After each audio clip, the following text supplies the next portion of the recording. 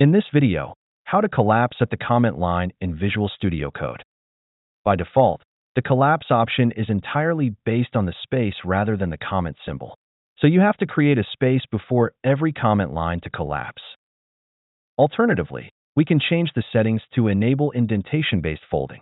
Indentation-based folding is a code folding strategy where the nesting level of code blocks is inferred from the indentation of the lines.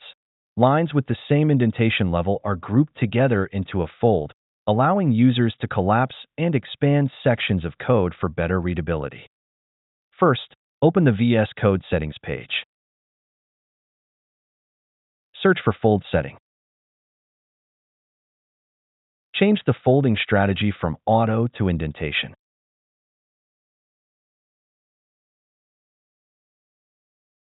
The change will be saved automatically.